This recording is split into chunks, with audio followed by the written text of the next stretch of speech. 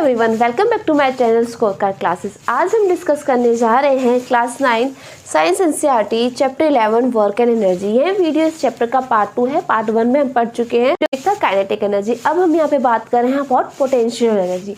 जैसे हमने kinetic energy के बारे में पढ़ा था कि जब एक ऑब्जेक्ट मोशन में होगा उस दौरान जो एनर्जी प्रोसेस करेगा वो एनर्जी क्या होगी, हमारी काइनेटिक एनर्जी। वैसे ही हमारे पास क्या होती है, potential energy, the energy processed by a body due to its change in position और शेप।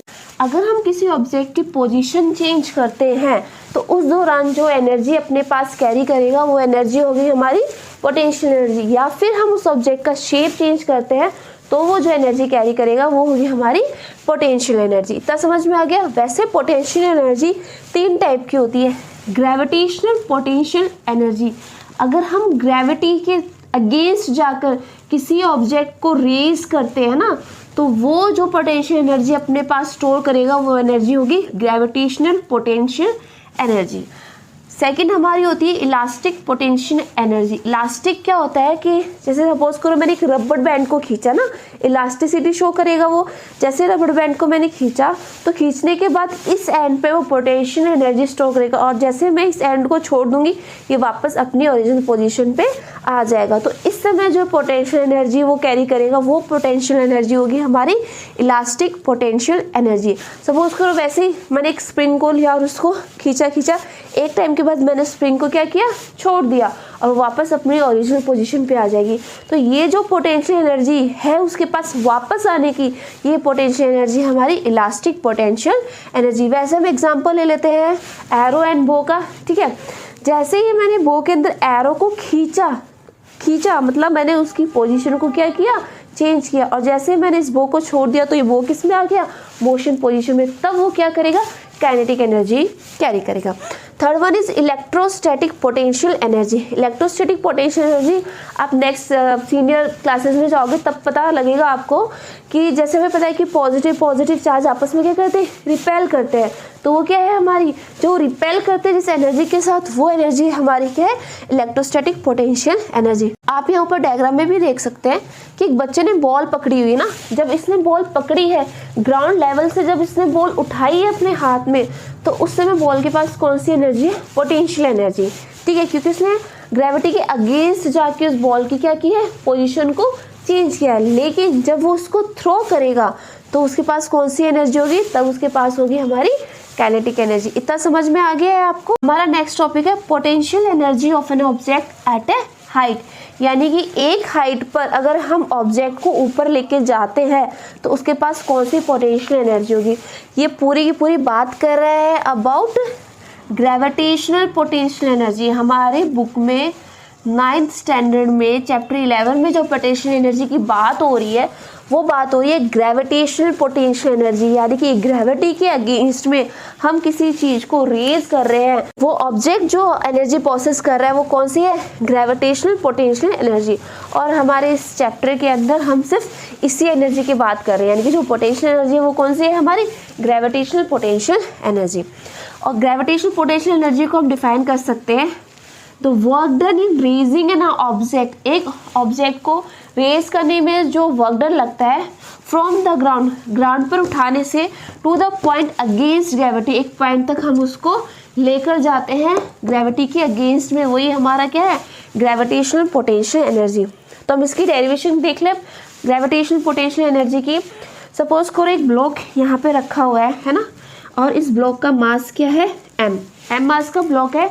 मैंने इस ब्लॉक को उठाया और h हाइट तक ले जाके यहाँ पे मैंने इस ब्लॉक को रख दिया। यानी कितने हाइट तक डिस्प्लेसमेंट हुआ इसका, ये जो डिस्प्लेसमेंट मैंने किया वो किस हाइट तक किया है, किससे डिनोट करें अपन, h से। और इस ब्लॉक का मास क्या है, m, और ग्रेविटी कहाँ लग रही है हमारी, नीचे की तरफ।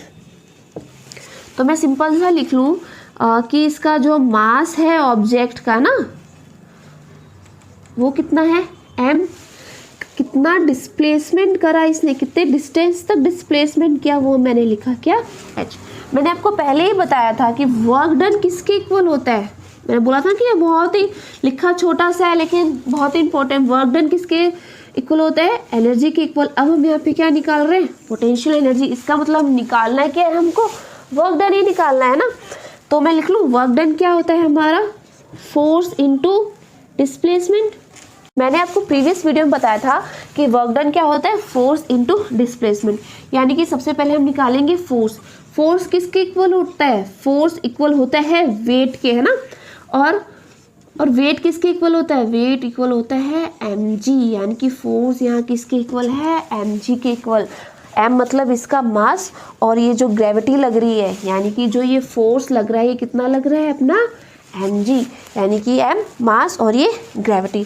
तो f की जगह मैं यहाँ पे क्या लिख सकती हूँ, mg लिख सकती हूँ। mg लिख दूँ, mg इनटू डिस्प्लेसमेंट। डिस्प्लेसमेंट यहाँ किससे शो कर रहा है, h से, है ना। h डिस्टेंस से डिस्प्लेसमेंट हो रहा है तो ये h। तो हमारा w क्या आ गया, mg h। और w क्या है हमारा, एनर्जी। और यहाँ पे एनर्जी हम किसकी बात कर रहे हैं, पोटेंशियल एनर्जी की। और पोटेंशियल एनर्जी को अपन किससे डिफाइन करते हैं, EP, है ना। किससे डिफाइन करते हैं, EP से। तो यहाँ लिख दो वर्क डन की जगह क्या लिख दो, EP इक्वल टू mgh। और ये हमारा किसका है, पोटेंशियल एनर्जी का फॉर्मूला। हमने डेरिवेशन ड्राइव कर ली कि पोटेंशियल एनर्जी क्या होता है, mgh। और एनर्जी की किसके इक्वल है, वर्क डन के इक्वल। हमें यहाँ पे एक चीज़ नोटिस करनी है, आप अपने बुक के डायग्राम में देखोगे कि एक तो सिंपल हम यहाँ A से लेकर B तक की हाइट में किसी ऑब्जेक्ट को डिस्प्लेस कर रहे हैं। एक हम ये वाला पाथ फॉलो कर रहे हैं A से लेकर B। तो ये कितना है अपना H1, ये H2, ये H3, और ये सिंपल हमारा क्या है H। तो ग्रेविटेशनल पोटेंशियल एनर्जी ये बोलता है कि हम जब किसी ऑब्जेक्ट को रेज करते हैं एक सर्टेन हाइट तक, तो वो उसके पाथ पे डिपेंड नहीं करता, वो डिपेंड करता है उसके हाइट के इनिशियल और फाइनल पॉइंट पे। देखो यहाँ पे इनिशियल पॉइंट क्या है A और फाइनल पॉइंट क्या है B। यानी कि ये जो सिंगल हाइट है ना, इसको मिला के H, ये इसी पे डिपेंड करेगा, है ना। जैसे इस वाले में देखोगे आप तो A से लेके B तक गया तो ये H, यानी कि इसने ये वाला पाथ फॉलो किया, सिंपल सा पाथ फॉलो किया, तो इसका जो यहाँ पे डिस्प्लेसमेंट है वो कितना है H। और इसमें देखोगे तो पहले ये ऑब्जेक्ट इस वाले पाथ को फॉलो करता है, फिर इधर जाता है, फिर इस वाले पाथ को फॉलो करता है, फिर इधर जाता है, फिर इस वाले को। तो ये बोल रहा है कि हमें जो घुमा फिरा के पाथ दिए ना, ऐसे पाथ को हमें फॉलो नहीं करना है। हमें सिर्फ इनिशियल पॉइंट और जो हमारा फाइनल पॉइंट है ना, उसके बीच में एक स्ट्रेट हाइट जो है वही कंसीडर करनी होती है। यानी कि जो हाइट है वो उसके पाथ पे डिपेंड नहीं करता। अगर इसी ऑब्जेक्ट को मैं ऐसे करके ऐसे करके ऐसे करके ऐसे ऐसे करके यहाँ तक ला दूँ ना, तो ये वाला पाथ जो इसे फॉलो किया ना, ये इसकी हाइट कंसीडर नहीं होगी। इस फाइनल पॉइंट और इनिशियल पॉइंट के बीच में जो हाइट है वही हाइट कंसीडर होगी। होप सो आपको ये समझ में आ गया होगा। अब इससे रिलेटेड हम न्यूमेरिकल सॉल्व करेंगे। अब हम आपके बुक के 2 एग्जाम्पल सॉल्व कर लेते हैं। एग्जाम्पल 11.5। 11.5 क्या बोल रहा है, find the energy possessed bye N object of mass 10 kg। यानी कि ऑब्जेक्ट का मास कितना दे रखा है, हमें 10 kg दे रखा है। When it is at a height of 6 metre above the ground. और हाइट कितनी दे रखी है, 6 मीटर अबव द ग्राउंड। यानी कि ये हमारे ग्राउंड से ये ऑब्जेक्ट कहाँ जा रहा है, ऊपर जा रहा है। इसका मास कितना है, 10 kg है, और इसने जो ये हाइट है ये कवर की है 6 मीटर। यानी कि यहाँ पे कौन सा एनर्जी का फॉर्मूला लगेगा, पोटेंशियल ग्रेविटेशनल पोटेंशियल एनर्जी का फॉर्मूला लगेगा ना, क्योंकि ग्राउंड लेवल से इसको अगेंस्ट द ग्रेविटी हमने उठाया है। और हमें ये गिवन है कि हमें जी की जो वैल्यू है वो यूज़ करनी है 9.8 ms-2। तो हमारे पास आप देखोगे तो पोटेंशियल एनर्जी का फॉर्मूला क्या होता है, mgh। तो सबसे पहले हम गिवन लिखते हैं और हमारा जो फॉर्मूला है वो लिखते हैं। इसने हमसे पूछा है कि आपकी पोटेंशियल एनर्जी कितनी है। तो अभी कंफ्यूज हो गए, ऐसे तो नाम इसमें कहीं लिखा नहीं है कि पोटेंशियल एनर्जी निकालो।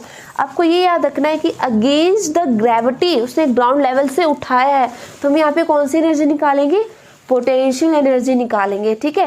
लेकिन कोई ऑब्जेक्ट जब रन कर रहा होगा ना, उस टाइम पे हम क्या निकालेंगे, काइनेटिक एनर्जी। सेकंड यहाँ पे क्या हमें हाइट गिवन है, ठीक है। जब हम काइनेटिक एनर्जी निकालते हैं तो हमें क्या गिवन होता है, तब हमें हाइट गिवन नहीं होता, तब हमें वेलोसिटी गिवन होती है। और यहाँ पे भी क्या गिवन है, हाइट। तो हम इसे क्या निकालेंगे, पोटेंशियल एनर्जी। तो कभी कंफ्यूज मत होना कि जो वर्क डन में हम पोटेंशियल एनर्जी निकालें या काइनेटिक एनर्जी। जब भी वो काइनेटिक एनर्जी पूछेगा तो वो आपको वेलोसिटी देगा, और जब वो पोटेंशियल एनर्जी पूछेगा तो वो आपको हाइट देगा। तो यहाँ पे पोटेंशियल एनर्जी का फॉर्मूला क्या है अपना, mgh, ठीक है। अब हमें ये देखना है कि हमारे पास क्या क्या गिवन है। मास गिवन है, ठीक है, हमारे पास मास गिवन है, जी हमारे पास जी गिवन है, हाइट भी गिवन है। अब सेकंड हमें क्या करना होता है, यूनिट्स चेक करनी होती है। मास केजी में, ठीक है, ग्रेविटी की यूनिट सेम है और हाइट हमारा मीटर में है, तो हम डायरेक्ट इसके अंदर वैल्यू पुट कर दें। एम की जगह मैं क्या लिख दूँ, 10 kg इंटू 9.8 m/(-2), जी की वैल्यू इंटू एच हमारा क्या है 6 मीटर। एक बार है ना आप ये यूनिट्स जरूर लिख लें ताकि कंफ्यूजन क्रिएट ना हो। आप डायरेक्ट लिख लो 10 इंटू 9.8 इंटू 6, ये हटाएंगे नीचे 10, तो 98 इंटू 6, और 98 को जब 6 से इंटू करेंगे तो हमारे पास आंसर क्या आएगा 558। और या तो हम इसके अंदर क्या लिख सकते हैं केजी मीटर का स्क्वायर और एस का -2, या फिर हम डायरेक्ट लिख सकते हैं 558 जूल। इतना समझ में आ गया। आपके तो एनसीईआरटी बुक में बहुत इजी न्यूमेरिकल दे रखे हैं। अब हम बात कर लेते हैं एग्जाम्पल 11.6 की। 11.6 में क्या बोल रहे हैं, object of mass 12 kg mass दे रखा है, is at a height certain height, नहीं okay, an object of mass 12 kg is at a certain height above the ground, यानी कि अबव द ग्राउंड उठा रहा है। इसका मतलब किसकी बात हो रही है, यहाँ पे पोटेंशियल एनर्जी की बात हो रही है। If the potential energy of the object, इस बार हमें क्या दे रखा है, पोटेंशियल एनर्जी गिवन है, फाइंड द हाइट, हमें क्या फाइंड करना है, हाइट फाइंड करना है। Object is with respect to the ground, और जी की वैल्यू हमें क्या यूज करनी है यहाँ पे 10 मीटर s-2। तो हमारा ये हमारे न्यूमेरिकल में गिवन है। गिवन लिखते ही न्यूमेरिकल सॉल्व हो जाता है। यहाँ पे हमारे पास किसकी क्या दे रखा है, पोटेंशियल एनर्जी, तो मैं पोटेंशियल एनर्जी का फॉर्मूला लिख लूँ mgh। पोटेंशियल एनर्जी गिवन है हमें ना, यहाँ पे ये डाटा गिवन है, ठीक है, m गिवन है और हमें g गिवन, हमें निकालना क्या है, यहाँ से ये h निकालना है। तो बहुत ही सिंपल है। सेकंड हमें इनकी यूनिट्स चेक करनी है, पोटेंशियल एनर्जी का जूल में है, ओके, मास हमें केजी में दे रखा है, ठीक है, और ग्रेविटी की यूनिट सेम है। तो यहाँ पे वैल्यू पुट कर दो, पोटेंशियल एनर्जी कितना है अपना 480 जूल लिखूँ पहले, ठीक है, जूल को भी रहने दो 4 क्योंकि यूनिट्स तो सेम ही अपनी, तो 480 इक्वल टू मास कितना है अपना 12, और जी की वैल्यू न्यूमेरिकल इजी बनाने के लिए जी की वैल्यू में क्या दे रखी है 10 दे रखा है इंटू एच। अब हम इसको सॉल्व करेंगे तो एच निकालने के लिए सारी वैल्यूज़ कहाँ आ जाएगी, नीचे आ जाएगी, नीचे लिख लो इक्वल टू एच, 0 से 0 कट गया अपना, और 12 4 जा अपना पास क्या होता है 48। तो एच की जो वैल्यू आई है हमारी वो क्या आई है 4, और इसकी यूनिट हाइट को हम किस में निकालते हैं, अब यहाँ पे जूल मत लिख देना क्योंकि यहाँ पे हमने जूल लिखा था, नहीं, इसकी यूनिट क्या आएगी यहाँ पे मीटर, ठीक है, इजी न्यूमेरिकल है।